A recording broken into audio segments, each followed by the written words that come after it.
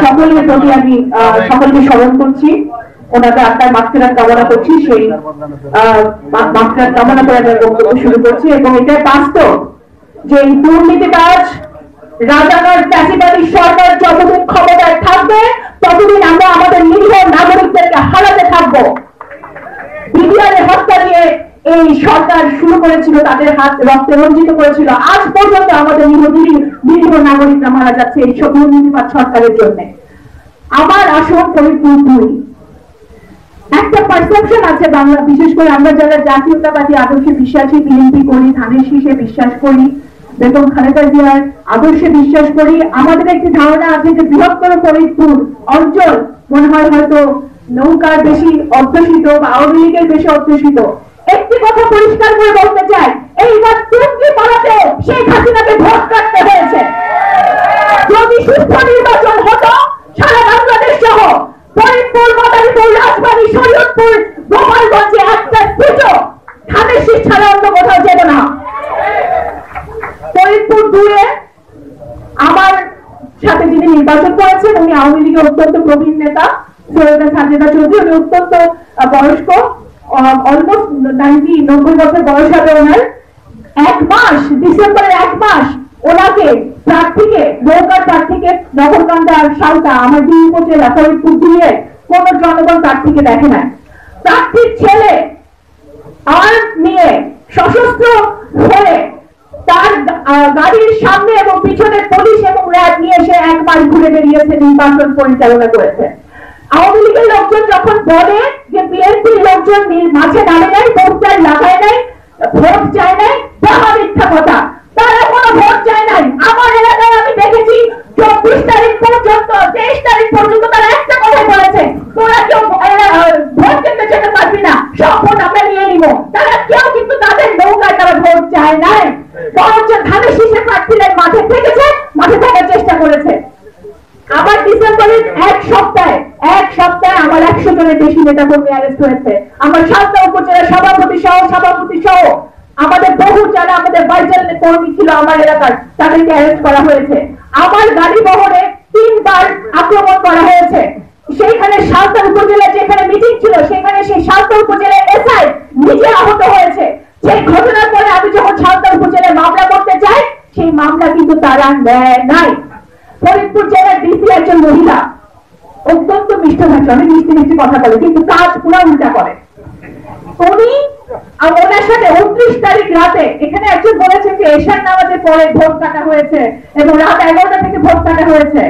আমার ওখানে নগরকান্দা সালতায় আল্লাহর রহমতে মাগরিবের আজান পড়ে তারা সন্ধ্যা 7টা থেকে ভোট কাটা শুরু করেছে। আমি আমাদের সম্মানিত মহাসচিবকে অনেককে আমি জানিয়েছি সেই দিন 7টা থেকে তারা আমার 123টা কেন্দ্র, অলমোস্ট 80% কেন্দ্রে তারা ভোট কেটেছে। 30 তারিখে আমার প্রত্যেকটা কেন্দ্রে এজেন্ট ছিল, প্রত্যেকটা কেন্দ্রে তারা এজেন্ট বের করে দিয়েছে। প্রত্যেকটা কেন্দ্রে যারা যেসব এজেন্ট বিরোধিতা করেছে, বের হতে চায় নাই, তাদেরকে নির্মমভাবে মারা হয়েছে। একটি সালতা উপজেলা একটি কেন্দ্রের উদাহরণ দিই, একটা ভোটার আওয়ামী লীগ করে সে ভোট দিয়েছিল ধানের শীষে, শুধু একজন ভোটার ঢুকতে পেরেছিল সেই কেন্দ্রে, তাকে নির্মমভাবে মারা হয়েছিল এবং তারপরে ওই ভোট কেন্দ্রে আর কোন ভোটার ঢুকতে পারে নাই। আমি আমার এলাকায় যা ঘটেছে সেটা আমি আরো সারা দেশে যেরকম হয়নি, 29 তারিখ রাতে আমার এলাকায় নির্বাচন হয়েছে এবং সকাল 11টায়, 30 তারিখ সকাল 11টায় আমি যখন সাংবাদিক সম্মেলন করি, তারপরে তারা আমার গ্রামের বাড়িতে র্যাব, বিজিবি এবং পুলিশ সকাল 11টা থেকে বিকাল 5টা পর্যন্ত, ভোট গ্রহণ শেষ হওয়ার পরে বিকাল 5টা পর্যন্ত তারা আমার সারা বাড়ি ঘিরেছিল। একটা লোককে তারা বের হতে দেয় নাই, একটা লোককে তারা ঢুকতেও দেয় নাই। এবং 30 তারিখেও প্রচুর আমাদের নেতাকর্মীরা, এজেন্ট সহ বহু নেতাকর্মীকে তারা অ্যারেস্ট করেছে এবং মিথ্যা মামলা দিয়েছে। নির্বাচন কমিশন, এই অথর্ব নির্বাচন কমিশন বারবার বলেছে যে ওয়ারেন্ট ছাড়া কাউকে গ্রেফতার করা হবে না। যতগুলো লোককে অ্যারেস্ট করেছে প্রত্যেককে নতুন চাঁদাবাজি মামলায় তারা গ্রেফতার করেছে, যাতে আমরা কোনোভাবে তাদেরকে নির্বাচনের আগে বের করতে না পারি।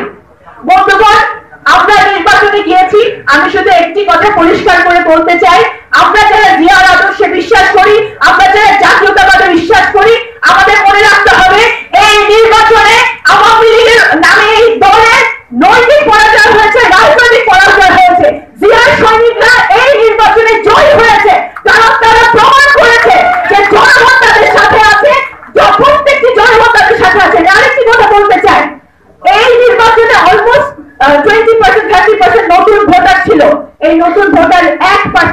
আমরা আমাদের 18 বছরের যারা ভাই বোনরা হয়েছেন এই ভোটে এই ইলেকশন তারা ভোট দিতে পারে নাই। সুতরাং এই বাস্তবতায় আমাদের একটাই লক্ষ্য, একটাই দাবি, এই সরকারকে যদি হটাতে হয় আমাদের বুঝতে হবে আজকে এটা বিএনপির কথা নয়, এটা দেশের প্রত্যেকটি জনগণের কথা। দেশনেত্রী বেগম খালেদা জিয়া এদেশে গণতন্ত্রের প্রতীক। যেদিন উনি আমরা ওনাকে বের করতে পারবো সেদিন শেখ হাসিনার পতন হবে। সুতরাং আমাদের সকল শ্রম, সকল এনার্জি আমাদের দেওয়া উচিত দেশনেত্রী বেগম খালেদা জিয়াকে মুক্ত করার জন্য। আবারও আপনাদেরকে অসংখ্য ধন্যবাদ জানিয়ে এবং এই গণ অনশন গণ আদালতে যেন রূপ নেয়, জনগণ তৈরি রায়